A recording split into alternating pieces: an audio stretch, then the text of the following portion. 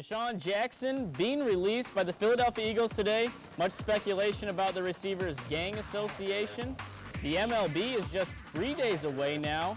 On the other side of the weekend, lots of talk about the upcoming season in the show. And we are going to go dancing literally as March Madness heats up. We'll find out the Final Four this weekend. All this and more coming at you in the Roundtable. Live from Studio A, this is the Roundtable. Underwriting for the Roundtable is brought to you by Sprouts Farmers Market, New York Pizza and Pasta, Raising Cane's Chicken Fingers, located in Adams Residence Hall. Welcome back to the Roundtable. It's been quite some time since March 7th. We've been on spring break. There's been NFL free agency, and they've have a missing plane out in the Indian Ocean. But we're back now on the Roundtable. Thanks for joining us. Another Friday edition. Let's meet the panel for tonight, starting with Brett Coppenbarger. This is for our Spanish-speaking listeners out there, but hola, Senor Sepanik. Moving on to Mason Prince. Opening day is 3 days away. Make sure you have your fake doctor's notes ready, because I got mine. Moving on, Matt McCullock is next. Hey, and he's good to live. Be back. Also, hey, I got a little something for you if you help me out. Yeah, you like that? Looks like Monopoly money. Ribes, hey. And a little stranger danger, Becca Slaughter's back. Hi, I'm back. It's been like, what, Security. 6 weeks? She's never been Oh, on get ready, because the last time I was here, I won. Security Let's start things off. Heavy Hitters brought to you by Raising Cane's. Now former Philadelphia Eagles wide receiver DeSean Jackson was released today after being informed by head coach Chip Kelly himself. Reports have several teams interested in the star receiver who had a career year last season. Much speculation is that Jackson was released because of gang association. Coppenbarger, do we have another Aaron Hernandez on our hands, or are the Eagles jumping the gun with this? Well, there was a report that he had some ties to a gang somewhere out in California, and he's come out since then and denied that. But DeSean Jackson is still a playmaker, guys. He's coming off a season in which he had 82 catches, 1,300-plus yards, and 9 touchdowns. The dude can play. I thought he was, getting a chemistry with Nick Foles in Philadelphia, so I'm surprised by this. It's shocking that they keep someone like Riley Cooper and give him an extension, but then release someone like DeSean Jackson. Speaking of Aaron Hernandez, a team that might be looking to sign DeSean Jackson, the New England Patriots. DeSean Jackson has all sorts of problems. He is the owner of a record label called Jackpot Records. 2 C's, no CK. I'll let you figure that one out for yourself. He's been known to take pictures with convicted felons. I mean, the list just goes on and on. The NFL is not going to take any chances with this. If they have any hard evidence on DeSean Jackson, he's done, and I don't blame the Eagles for cutting him. Yeah, I completely agree with that, honestly. I don't think that they're jumping the gun because, hey, if it surfaces that he's not really affiliated with any gangs, they still had some speculation that he was, involved. And if you have any speculation, any sort of speculation, you get him out of there. And that's, that's what the Patriots probably would have done if they would have known about Hernandez. So I think it's a good move. It's going to hurt them, obviously, on their offense, but I think it's a great move. You've got to get that out of there. I mean, I don't blame them for cutting him. He definitely gave them that reason, like you were saying. But right. Also, it kind of just comes down to if that team really wants to put up with that. Clearly, he can make it, and he's a great player, like Brett was saying. Oh, yeah. But, I mean, who knows? This could be the wake-up call he needs to kind of cut that attitude out. You do need to commend. Bye, Felicia. Bye, Felicia. You got to commend the Eagles for not trading away their problems and just cutting him and letting him find out how to figure it out for himself and not trading away their problems. So that's I want to give the point here to Mason Prince. I still haven't figured out that whole jackpot thing, so give it to Mason. Money. Let's do it again. Yeah, it's going to be a good day, Brett. Right on. It's going to be a good 4 day. teams punched their ticket to the Elite Eight last night. 4 more will advance tonight. By the end of the weekend, the Final 4 will be set, and North Texas will become the stage. Being played at AT&T Stadium. Prince, of the teams left, who are you taking as your Final 4? Well, just so we're clear, I picked the 4 games last night on Sepanik Sports Spin on Wednesday. Picked those 4 right. So Matt and Zach, I think we need to talk about that on Wednesday. So I'm looking to go 8-0. I'm taking UConn, Florida, Arizona, Louisville tonight. I like all those teams. UConn is my team to go to the Final 4. However, I really like UConn. I picked them on Hispanic Sports Spin. Listen on Wednesdays, but that's who I'm taking. Yeah, I actually was completely wrong Yes. on Wednesday. Yeah, I picked Florida losing. It was pretty bad. Yeah, it was not good. Not your best. Yeah, it Not wasn't. Your best. It wasn't. But I also picked Baylor too. At least you're Try to pretty. redeem yourself right I'm now. not Try to really good. redeem I'm not yourself. good at any of this stuff You're at at all. least pretty. I got Dayton, Iowa State, Kentucky, and Florida. I like Kentucky a lot, honestly. I think they're an 8th seed. I think that's bogus. They should be a lot better. They play a lot better. They're a good team. I'm going to pick Louisville, Dayton, Arizona, and Virginia. Sorry about Michigan State. You guys know Zach, I that Dayton's not playing tonight. What?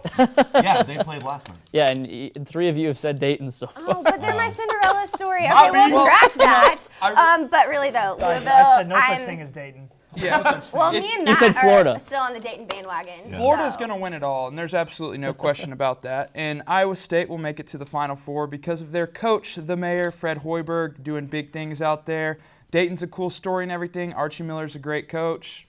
So I also have Louisville and Wisconsin with Florida and Iowa State. Let's give the point to Brett Coppenbarger. I like the decision there with his team. So Brett Coppenbarger with the For Money point. Manziel. We're talking about him in a little bit. Love him. Good guy. Such a great guy. The MLB regular season got underway in Australia last Saturday. The Los Angeles Dodgers swept a 2-game series with the Arizona Diamondbacks. They turned a cricket field into a baseball diamond. Get that. McCullock, good idea to start the season outside the United States, or does it take away from the real opening day? No, it takes away absolutely. I hate that. I know. I hate that. It's just it's a way for them to get money. It's a money routine for them, and I hate that because if you're gonna open up the regular season, how are you still gonna have off-season games being played in Arizona and Florida? I don't like that at all. It takes away. I don't think the players like it because it's taking the players away from their element and what they know. I feel bad for the guys maybe making their major league debut and they're doing it overseas. It's not in America. This is America. Come on. Exactly, and it has caused a lot of problems, especially with the players. There have been some players that reported who didn't go with their team, and so that kind of throws off the whole starting lineup. That throws off the whole player dynamic and the team dynamic. Yeah. And I mean, they actually had family issues, so I respect them for that. But it's still over here in North America. Come on. It's killing the excitement over here. It's baseball, America's pastime, and it's in Australia. America's favorite pastime, like you said. And Zach Australia's. Greinke has been public about how he doesn't like this, and we had a problem with the heat index in Australia for the Australian Open, but then we decided to have our first 2 regular games of the season in which the Diamondbacks are coming back and playing games which are completely irrelevant and don't count. Right. I don't get it. Terrible for Major League Baseball. I like it if you're going to not play any more spring training games after you play. But you continue to play spring training games in MLB. It's not smart. A couple years ago, they played the opening series in Japan, and that's great because Japanese people love baseball. They love it, love it, love it. Australia, they don't even have a baseball field to play at. You just said it. They had to turn a cricket field into a baseball diamond. So, no, I don't like it. Played in Japan or played in the United States. And it's not a field of crickets. It's the cricket sport. We're giving the point to Becca Slaughter, though, giving some facts of who didn't make the trip, and it is America's pastime. America's pastime. It's not Australia's Come on, it's baseball, pastime. y'all. So, coming back to my point, first point, it's like 6 weeks. Moving on. On Monday, the Boston Red Sox agreed to terms with David Ortiz on a 1-year, $16 million contract extension for the 2015 season. The slugger is 38 years old, 39 come November. I know Prince is just itching to talk about this. Slaughter is starting off, though. Is this a smart decision by the defending World Series champs? Yes, I have to agree that it is. I mean, 39, yes, it's old for the league, but clearly he's an amazing player. Back in the last season, he actually started the season, wasn't able to play spring ball because of his coming back from an Achilles tear. Yep. So, but he was still able to manage out, I believe it was almost or at least 29 homers that season. So clearly he's a strong player, and come on, he has a huge fan base. If the reigning World Series champs were to cut him, let him go, they could have lost that player being in the Hall of Fame. And he's Big Papi. Red Sox want another player in the Hall of Fame with their name on it. Yeah. This is a great short-term move for the Red Sox. David Ortiz is a beast. Coming off in 2006, he had 54 home runs and is nearing the 500 home run club. He's a designated hitter, so his age really doesn't, tie in as much. And I know Mason's pumped to talk about this. I'll hand it off right to you, sir. Ladies and gentlemen, number 34 in your programs, number 1 in your hots. Big Papi, 3rd place in the Boston mayoral election. last Tuesday. So, yes. That is Really, cool. he was a write-in, so he wasn't on. He was a write-in, but it's a smart move by the Red Sox. He was brilliant in the postseason. He's going to continue to be brilliant. It's a great sign. I absolutely love this. You know, even if this guy had a great year last year, continues to bring in a lot of RBIs, a lot of pop, but even if he did kind of taper off, I love this idea because he's a figurehead of this team. He is Big Papi. That's what people know about the Boston We're giving the Red Sox. point to Mason Prince, though, because he's throwing out mayoral statistics here. Here, I'll do the David Ortiz. Coming up, we're going to go take a look at perhaps one of the most anticipated pro days in football history. We're heading down to College Station. Stick with us. Welcome back to the Round Table. A quick recap of scores before we jump back into the second segment. Brett Coppenbarger and Becca Slaughter each with 1 point. Mason Prince is in the lead with 2 points, and I think Matt's going to spread the wealth and get some points here because he's scoreless. Let's move on to the second segment here. New York Pizza.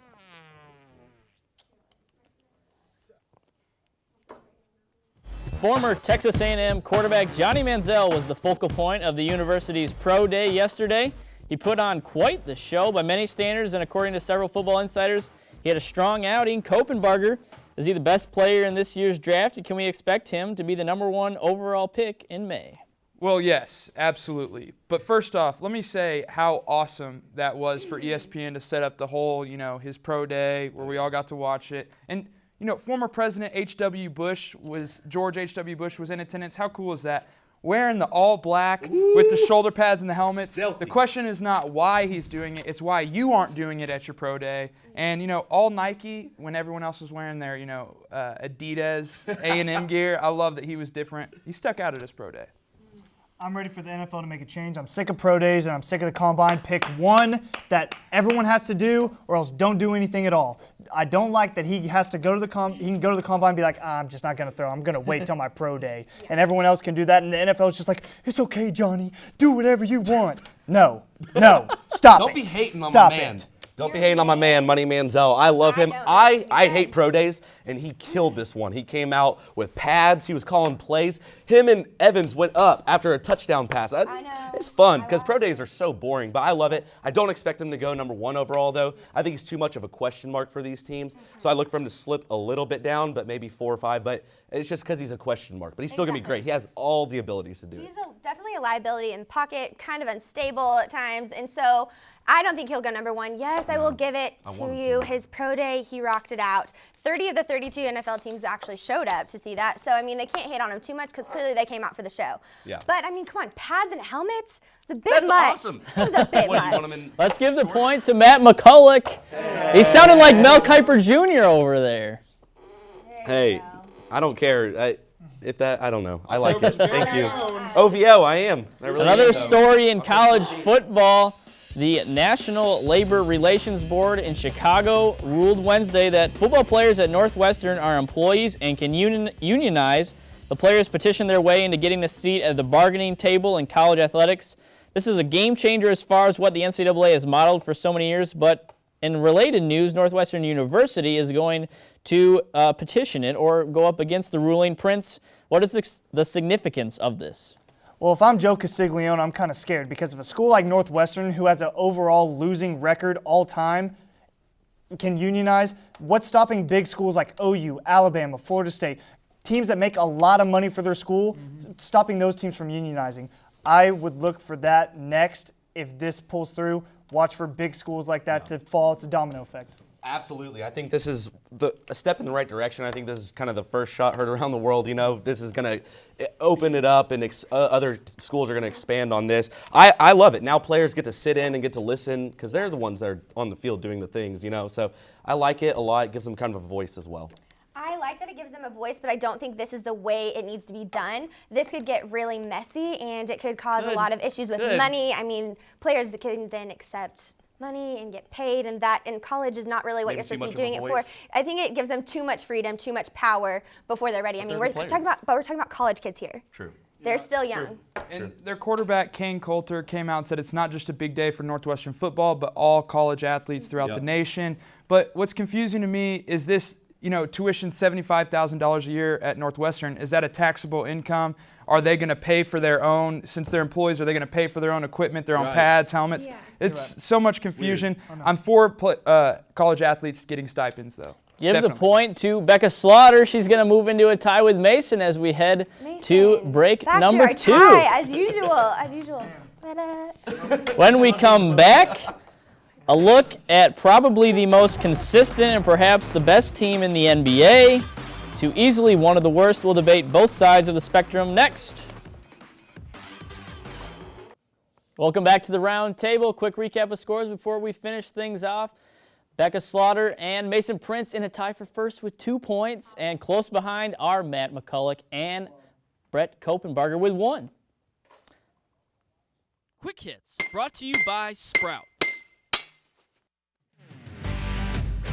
San Antonio Spurs have won 15 games in a row after defeating the Denver Nuggets Wednesday night. Ageless stars Tim Duncan and Manu Ginobili continue to get it done and lead the way. McCulloch, is this team the title favorite? You're right. They do continue to get it done. They play ball right. They play it the right way, but no, they're not. And it's because their age. Yes, they're really good. I know it hasn't stopped them in the past. It didn't stop them last year, that's for sure. No. But the age still scares me enough to say whenever you have a team like the Thunder, the Heat, that are young and good, they're not my favorite. They're not my favorite. Well, I think this is pretty cool. Their streak is the longest of the Tim Duncan era, so that's really awesome for that player. He's doing great. The team is doing great. They do have the momentum, though. I'm going to say they're up there with one of my favorites for the title. End of the season? Come on. In the We'll playoffs, see if they can pull it off. They're great players, a great team. The Spurs are legit, and Greg Popovich is the best coach in the NBA, but they haven't beaten Oklahoma City yet this year, and they have a matchup this next week, I believe, on Thursday, so be looking out for that. And Brett, you are still so smart. The Thunder are 3-0 against the San Antonio Spurs. My question is, do the Spurs have Kevin Durant or LeBron James? Absolutely not. Okay, then no, they're not my favorite I'm going to team. give the point to Matt McCulloch because he was the first to point out the youth in the argument. Give it to Matt. Because he was the first to there. Moving on, the 76ers, they're struggling, and they are bad. They lost their 26th straight game on Thursday to the Houston Rockets, tied the mark for the longest losing streak in NBA history, which was previously held by the 2010-2011 Cleveland Cavaliers. And tomorrow, they can have the record all to themselves with the loss against the Pistons. Slaughter, is this a serious case of tanking, or are the 76ers legitimately this bad? I think it's a mixture of both. They are tanking hard, and they are becoming one of the historically worst teams in the NBA right now. And I don't know if it's going to backfire or turn out well, but right now it looks like a backfire. I'm turning this into a positive really quick because look at who they have. Michael Carter-Williams. We forget about Nerlens Noel, who's a shot blocker. And then they're going to have probably one of the first 2 picks to get Wiggins or Jabari Parker. They have a good future in the 76ers. No, they're a very awful team. Stephen A. Smith said it best. If you put a D-League team on the court, what do you expect? That's what they're doing. They traded away their best player in Evan Turner. He's sitting on the bench for the Pacers right now, scoring 2 points a game on my fantasy team. Probably pretty happy about it. I think it's a mixture of both. I think they're really this bad, but I think they also kind of gave up after a few injuries, traded some guys. They're like, oh, I don't know. They're in a rut, and they're not trying to get out anytime soon, so why should they? Brett Coppenbarger putting a positive spin on it. We're all tied up at 2 apiece. The glass is half full, guys. It's half full. Moving to MLB, the Tigers have been in the news a lot lately, signing Miguel Cabrera to a long-term extension. Also, the team traded for 2 shortstops in 4 days, thanks to Jose Iglesias being out. Cincinnati Reds relief pitcher Aroldis Chapman was hit in the head by a line drive last week, had surgery. Injury bug has hit early and often. Coppenbarger, biggest long-term injury in MLB right now. That will affect its team the most. No question, when one of the best pitchers in Matt Harvey for the Mets is out for the season, that's a big blow for New York in particular because the most marketable person they have is Tanaka and Derek Jeter, who's on the decline. New York baseball in general is in trouble. The Mets pitching coach said that Matt Harvey will pitch in September, so that's always good news. But my biggest injury is for the Texas Rangers. Giovanni Soto, Jurickson Profar, Yu Darvish. That's bad. Those 2 first guys out 10 to 12 weeks, second guy on the 15-day DL. It's not good. Yeah, I'm also going to take a look at a team as well. I'm going to say the Atlanta Braves, their pitching staff. Oh, my gosh. There's 9 pitchers right now that are battling with injuries. 2 guys are missing because of Tommy John surgery. A couple other guys have some soreness, which really scares me for later on in the season. This team is so good, and they made it really far. They made it to the NLCS last year. But with the injuries on pitching, it's really going to hurt the team this year. You know what? I'm actually going to look at the Miami Marlins right now. They have struggled. They're not a very strong team as it is. Pretty bad. And so, I mean, they're really on bad list right now.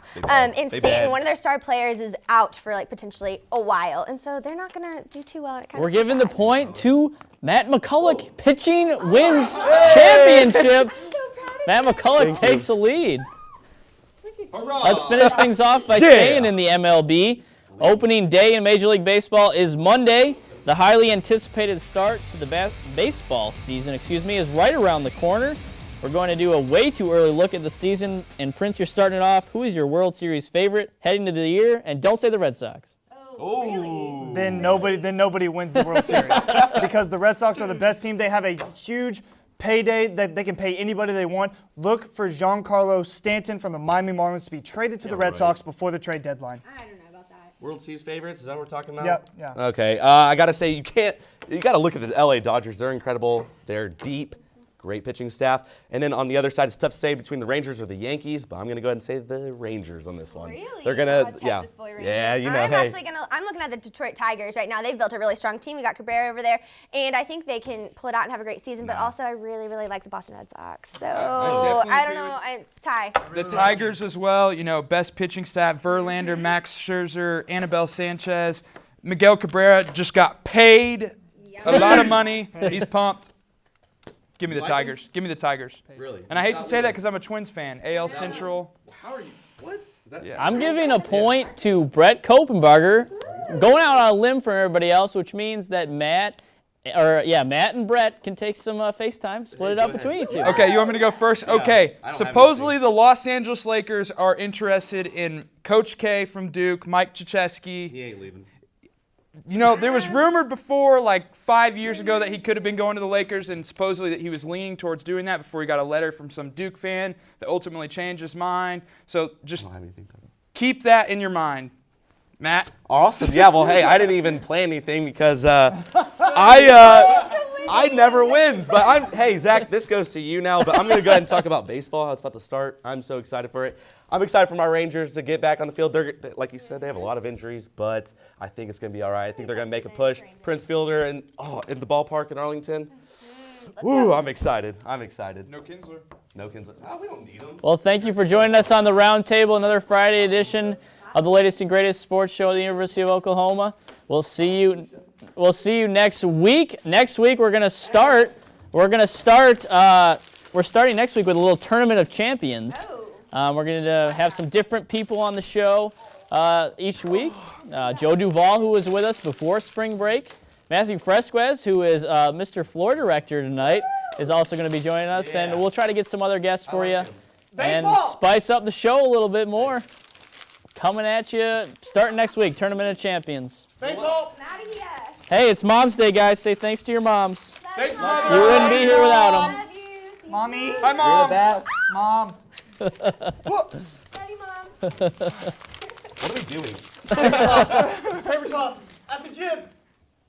Making it snow.